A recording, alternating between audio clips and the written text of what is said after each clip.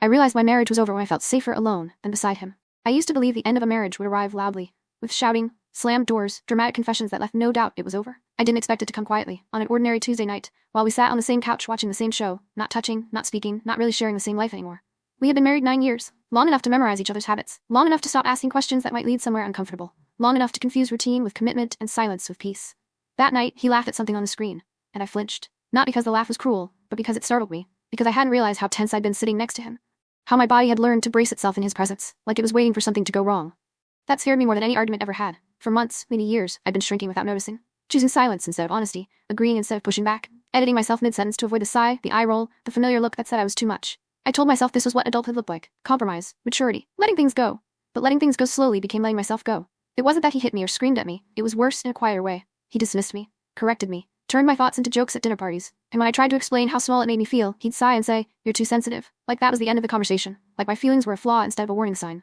The breaking point wasn't a fight, it was the absence of one. I remember standing in the kitchen that same night, washing a mug that wasn't dirty, just to keep my hands busy. The water ran too hot, my fingers stung. I welcomed the pain because it was something I could clearly name. He walked past me, brushed my shoulder by accident, and didn't even notice the way I stiffened. No apology, no acknowledgement, just distance pretending to be normal. And a thought slipped into my mind so quietly it almost felt treasonous. If something happened to me right now, would he notice immediately, or only when dinner wasn't ready? That thought hollowed me out. I slept on the edge of the bed that night, staring at the ceiling, listening to his breathing. I counted each inhale, each exhale, like I was sharing space with a stranger. And for the first time since our wedding day, I imagined my life without him. Not with fear, not with panic, but with relief. That's when the guilt hit. Because relief is not something you're supposed to feel when imagining the end of a marriage, but I did. In the weeks that followed, I paid attention in a way I hadn't before. I noticed how often I apologized, for my tone, for my timing, for my needs, how rarely he did. How every disagreement ended with me doubting my own memory of events. How lonely I felt sitting next to the person who was supposed to be my partner. One evening, I tried one last time. I told him, calmly, carefully, that I felt invisible.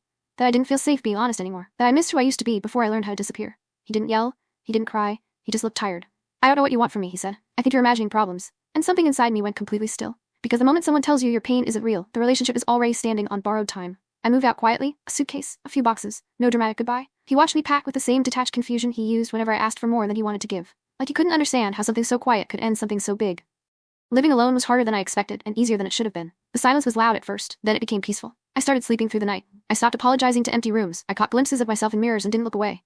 The divorce papers came later. So did his messages. Confused, delayed, asking when things had gone wrong. I never answered. Not because I was angry, but because explaining myself for the 1000th time felt like stepping back into the same cage. Some endings don't explode, some just fade.